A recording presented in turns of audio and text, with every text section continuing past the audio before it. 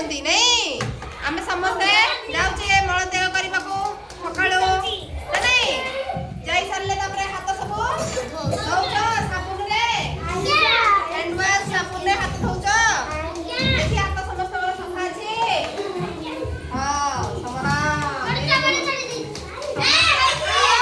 ସଫା ରଖିବା ହେଲା କାହିଁକି ନଖରେ ମଇଳା ବସିଲେ କଣ ହବ ଆମ ପେଟକୁ ଖାଦ୍ୟରେ ନାଇଁ ଏଠି କଣ ସକାଳୁ ଉଠିକି ଦାନ୍ତ ଘଷୁଛ ଦେଖି ଦାନ୍ତ ସମସ୍ତଙ୍କର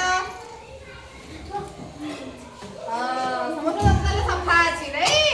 ସମସ୍ତେ ଦାନ୍ତ ଘଷୁଛ ସକାଳୁ ଉପର ତଳ ସବୁ ଭଲକି ଦାନ୍ତ ଘଷିବ ନହେଲେ କଣ ହବ ଦାନ୍ତରେ ଖାଇବ ଦାନ୍ତ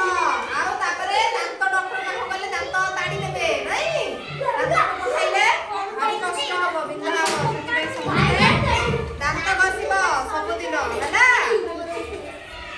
ତାପରେ ଏଠି କାନ ସଫା କରୁଛ କାନରେ କାହାର ମଇଳା ନାହିଁ ତ କିଏ ସଫା କରୁଛନ୍ତି କାନ ତମ କାନ କିଏ ସଫା କରୁଛନ୍ତି ମାମା ନିଜେ ସଫା କରୁଛ କାନ ସବୁବେଳେ ମଇଳା ସଫା କରିବ ନହେଲେ କଣ ହବ କାନ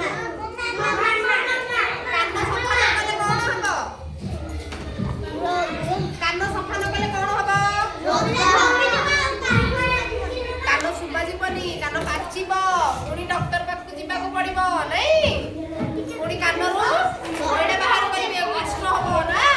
ତା ଅପେକ୍ଷା ଆମେ ନିଜ ନିଜକୁ ସଫା ସୁତରା ରଖିବା ଏଠି କଣ ଗାଧୁଛ ପ୍ରତିଦିନ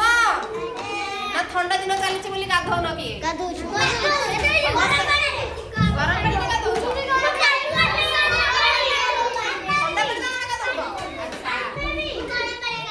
ସମସ୍ତେ ଗାଧେଇବ